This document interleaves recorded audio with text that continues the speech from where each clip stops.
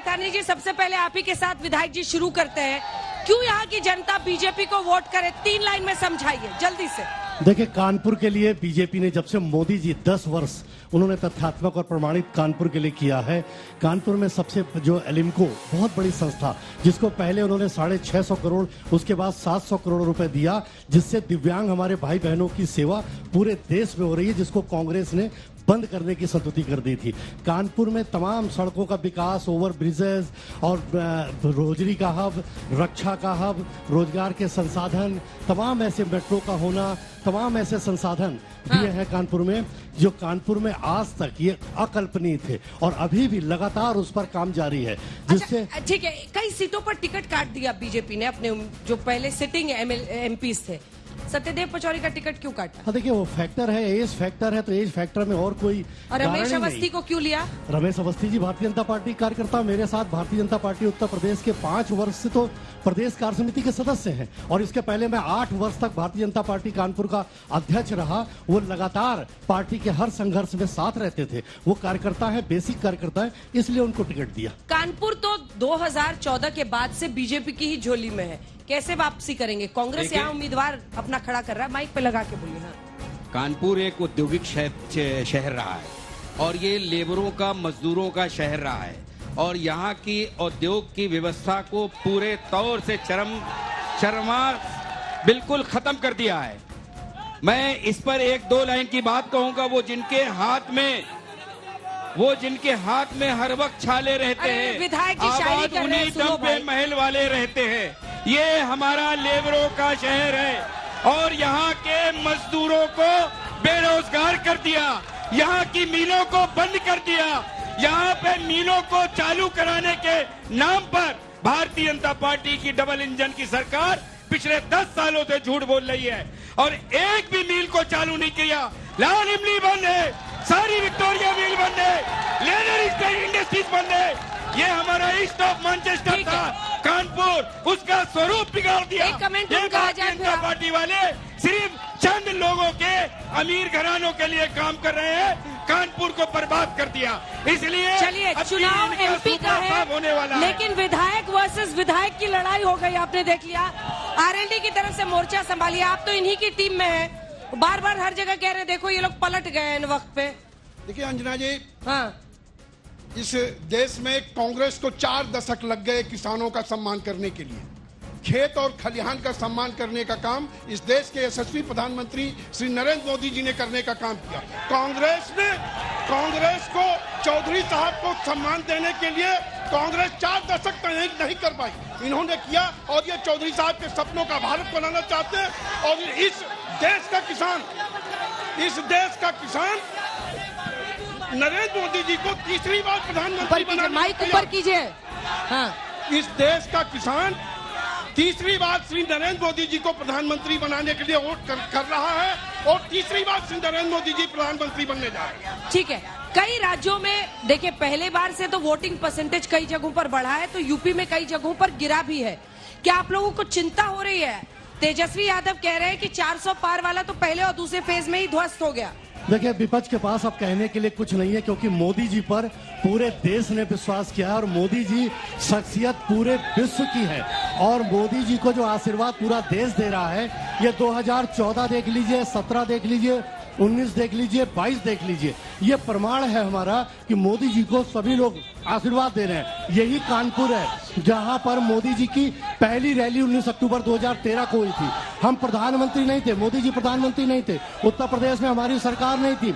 5.5 लाख की पहली भीड़ की रैली, जिसमें आप सब लोगों ने कहा था कि ये देश की पहली पब्लिक रैली सबसे बड़ी रैली है। और मोदी जी ने इस रैली में कानपुर के लोगों को कहा था कि ये मुंडी मुंड और झुंडी झुंड, मैं कानपुर का कर्ज उतारूंगा, और उन्होंने उतारा।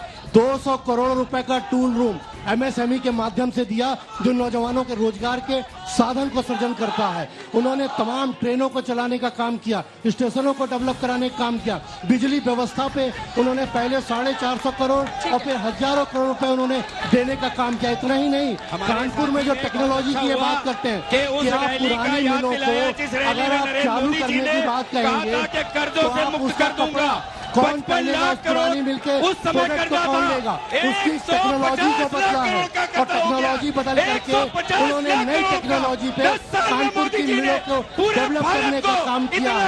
ये कानपुर में इससे पहले कभी नहीं हुआ।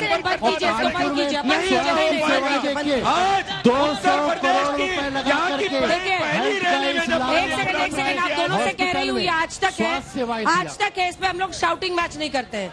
तो मैं जिसका नाम लूं वही बोले, अपनी बारी में बोलिए, जब मैं आपका नाम लूं तब बोलिए। अब आप चुप हो जाइए। अजय कपूर को टिकट देने वाले थे, राहुल गांधी उनको साथ लेके घूम रहे थे, वो बीजेपी में शामिल हो गए। आलोक अवस्थी को टिकट देना पड़ा। ये क्या हो रहा है? ये सारे के सारे जो उधर जा रहे हैं, देखिए सबसे बहुत अच्छा मैडम, आपने बहुत अच्छा सवाल किया। इनके पास अब कानपुर में कोई कैंडिडेट नहीं है लोकल का। ये जो रमेश अवस्थी जी जो आए हैं, ये बांदा के रहने वाले हैं, प्रतापगढ़ के, ये कानपुर के रहने वाले नहीं है। और जब ये कानपुर में इनका प्रथम आगमन हुआ तो पता क्या हुआ? इनको स्वागत के लिए किसी और का स्वागत कर लिया जो रमेश अवस्थी जी की शक्ल का था। इतना घबराए, दूसरे का रेलवे स्टेशन में स्वागत कर लिया। इनको अपने कैंडिडेट का चेहरा ही नहीं मालूम था। पहले मेरा सवाल सुनाई दिया जी, आपने उसमें जवाब ही नहीं दिया। मैं जवाब दे रहा हूँ। अब अजय सब नेता जा रहे हैं, एक दिन राहुल गांधी के साथ घूम रहे, अगले दिन बीजेपी में जा रहे हैं। अजय कपूर की आपने बात करी, अजय कपूर के ऊपर क्या दबाव था ये वो ज्यादा अच्छा बताएंगे, क्योंकि दबाव की राजनीति में। सवाल ले रही हूँ, अब चुप हो जाइए आप लोग। कुछ सवाल ले रही हूँ, आप लोग अपनी अपनी जगह पर रहिए, लड़ाई झगड़ा नहीं। कितने फर्स्ट टाइम वोटर्स है? हाथ उठाइए, वही फर्स्ट टाइम वोटर्स को दिखाइए। बाप रे, बहुत सारे फर्स्ट टाइम वोटर्स आपके पास भी आ रही हो। छोटे छोटे सवाल, एक एक लाइन। ये हमारा सबसे पहला सवाल है कि अपने यहाँ पे हम लोग सबसे पहले फर्स्टली वोट देंगे बीजेपी को, सबसे पहले। मैडम सवाल क्या? यही सवाल है हमारा मैम कि हमारे देश में हमको एम्प्लॉयमेंट चाहिए, सबसे पहला, बस यही सवाल। रोजगार, बहुत अच्छी बात। एक एक लाइन, एक एक। मैम यूथ के लिए बीजेपी क्या करने आ रहा है? यूथ के लिए आप सिर्फ बीजेपी से क्यों पूछे? मैम पूरी जितनी गवर्नमेंट है उसके लिए पूछे, क्योंकि यहाँ अनएम्प्लॉयमेंट है, क्योंकि बेरोजगारी सबसे बड़ा मुद्दा है। आप लोग क्या बोले? महंगाई आपको लगता है? मैम एजुकेशन सिस्टम बढ़िया करें, शिक्षा व्यवस्था को बेहतर करें। अच्छा, वोट किसको देंगे? आप लोगों को किस पर भरोसा होता है? मैम मोदी पे। उन्हीं से आप कह रहे हैं कि महंगाई और रोजगार। मोदी, प्रधानमंत्री नरेंद्र मोदी। मैं चाहती हूँ जो बार बार पेपर लीक हो जाते हैं, बच्चे पढ़ते हैं तो वो पेपर क्यों लीक हो जाते हैं? पेपर लीक, बेरोजगारी, महंगाई बड़ा मुद्दा, लेकिन आप वोट किसको देंगे? भरोसा किस पर होता है? आप भरोसा किस? मैं सभी से यही कहना चाहती हूँ कि जो भी सरकार में रहे वो इन सब चीजों पर ध्यान दे। अब इधर के कुछ मैं आ रही हूँ पीछे।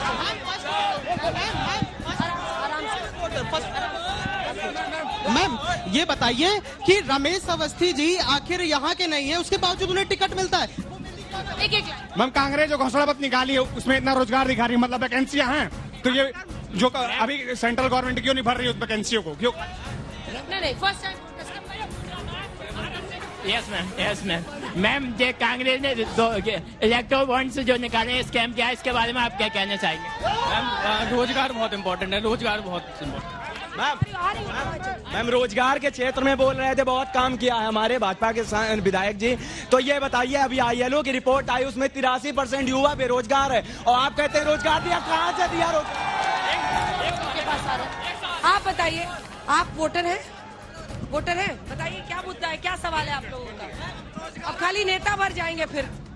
मैं ये सवाल पूछना चाहता हूँ, मैंने विकास खूब किया, यानी मोदी जी ने विकास खूब किया, इसमें कोई दो राय नहीं है, हर क्षेत्र में विकास किया, लेकिन इलेक्शन के आने के समय हिंदू मुस्लिम की बात क्यों होती, ये समस्या। जवाब दीजिए, ये दीजिए। बिल्कुल, हिंदू मुस्लिम की बात कभी हमारी तरफ से नहीं होती है। जैसे वोटिंग का टाइम आता है, कभी हिंदू मुस्लिम की बात हमारी तरफ से नहीं। जैसे वोटिंग का टाइम आता है, हिंदू मुस्लिम कभी नहीं, कभी हमारे तरफ से प्रारंभ नहीं होता। आप देखिए कि इन्होंने ही क्यों कहा, मनमोहन सिंह ने वीडियो जारी हुआ, इन्होंने ये ऐसा क्यों कहा देश की जनता से कि देश के संसाधनों पर पहला अधिकार मुस्लिम भाइयों का है। ये क्यों नहीं कहा उन्होंने कि इस देश के गरीबों का है, नौजवानों का है, किसानों का है, महिलाओं का है, सबका है, ऐसा क्यों नहीं कहा?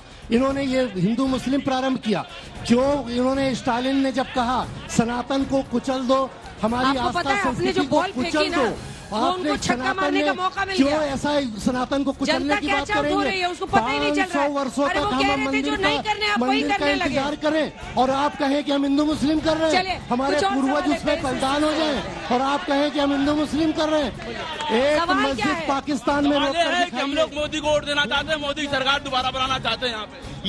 अभी ये जो बात कर रहे थे, ये नकली हिंदू जो माला और ये जनेऊ पहन के आ जाते हैं, ये हिंदू मुस्लिम की बात करेंगे जो महिलाएं देखिए, इनके राज में ना महिलाएं सेफ थी ना कुछ था। हम लोगों को निकलने में डर लगता था। मोदी की राज में हम लोग सुरक्षित है। क्या किया था कांग्रेस ने, क्या किया था बसपा ने? निर्भया कांड आपको याद है ना?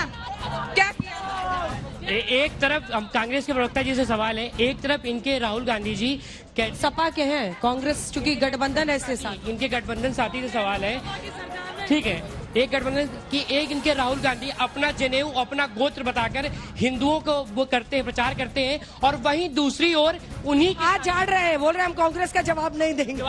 और उन्हीं के साथी नवरात्र में मछली की वीडियो डालते हैं। तो इससे आपका क्या आशय है? हम वो बना कर रहे हैं वो।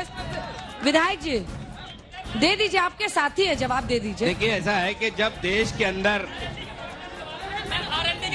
के अंदर जात और संप्रदाय की बात बहुत होती है, देश के प्रधान सेवक जब जात और संप्रदाय और बिरादरी की बात करेंगे तो दूसरे लोग भी बात करेंगे, दूसरे लोग भी बताएंगे, क्योंकि देश के अंदर इस वक्त दो धाराएं बह रही हैं। एक वो लोग जो अमीरों को बहुत अमीर बना रहे हैं और एक वो लोग जो गरीबों को बिल्कुल अपाहिज बनाए जा रहे हैं। 80 करोड़ लोगों को गल्ला देने की जरूरत क्यों पड़ी? अगर आपका देश अब हमारा देश बहुत खुशहाल है, बहुत रोजगार दे चुके हैं, तो 80 लाख करोड़ लोगों को क्यों आप गरीबी से रेखा के नीचे का गल्ला दे रहे हैं? आप नहीं, इसका कोई फायदा नहीं। 80 करोड़ लोगों को क्यों गल्ला दे रहे हैं? आप क्यों राशन दे रहे हैं?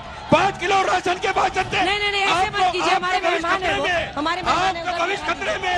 अरे भाई ऐसे मत कीजिए। अब चलिए, मैं हर हिस्से से आ रही हूँ, अपनी अपनी जगह पे रहिए। एक